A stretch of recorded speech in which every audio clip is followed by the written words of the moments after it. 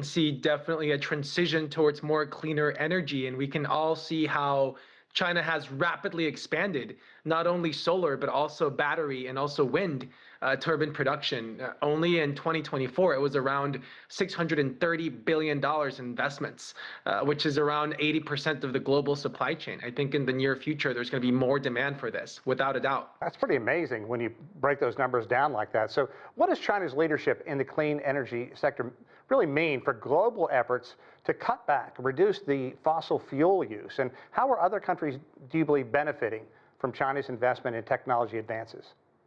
Yeah, well, many countries in Latin America, in Southeast Asia, also in Africa, are definitely going to benefit from this because of affordable Chinese technology.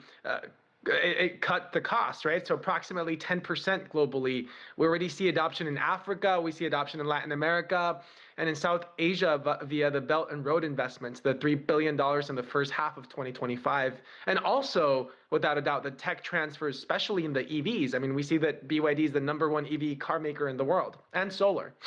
And if I'm not mistaken, BYD is one of a handful, 2 or 3 EV companies making money. So when you break it down like that, let's talk about China's influence, because it has also brought manufacturing to other countries. Hungary comes to mind, some Latin American nations as well. What do you believe this is going to do?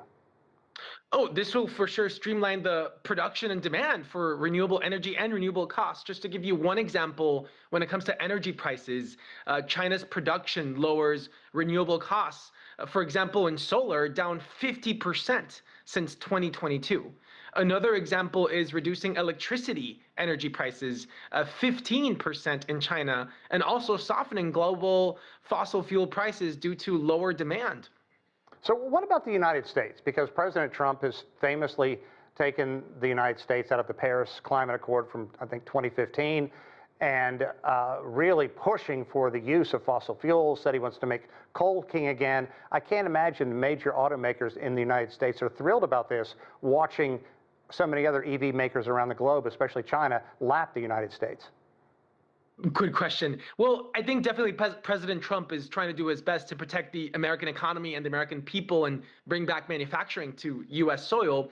However, when it comes to clean energy, we've all seen how the U.S. has been lagging for a while. They've been prioritizing fossil fuels and canceling $22 billion in clean projects. And to look at another example in the semiconductor industry, right, we've seen how Intel, unfortunately, has been pretty much dead in the race when it comes to foundry and really producing semiconductor chips on U.S. soil, unlike TSMC in Taiwan or Samsung in Korea or other investments in China, right, with other semiconductors really excelling when it comes to the foundry and the manufacturing of the chips. Yeah, and Trump has not just been critical of solar power, wind power, he's been hostile toward it. So with China's massive growth, how is that growth affecting global energy prices? Well, like I mentioned before, I think China's massive growth is helping lower renewable costs. Like I said, the solar cost has been down 50% since 2022.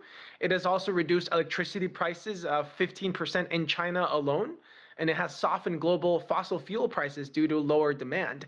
I think for the next steps, China's going to plan to double down and double clean energy value by 2035, about $2 trillion of GDP boost.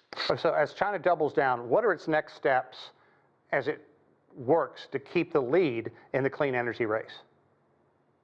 It's definitely going to continue scaling storage, investing heavily in research and development, R&D, and also when it comes to exports, targeting 30% emission cuts. I think China is being very aggressive, and without a doubt, it is the superpower when it comes to clean energy, and it'll continue to lead the way with everything with the government policies that have been integrated in manufacturing, and also the economies of scale in China. We've seen how that's enabled nearly 650 gigawatts of new capacity only in the fiscal years of 2023 to 2024, which definitely surpassed targets by experts and economists. We only have about 45 seconds left, but I want to ask you, do you believe China is going to be the acknowledged leader at COP30? Most likely, without a doubt. Like I say, it's a combination of the government policies that they've been implementing, the investments as well, China and COP30 in Brazil in November, in about a month or two, might even push enhanced 2035 goals and lead global South adoption.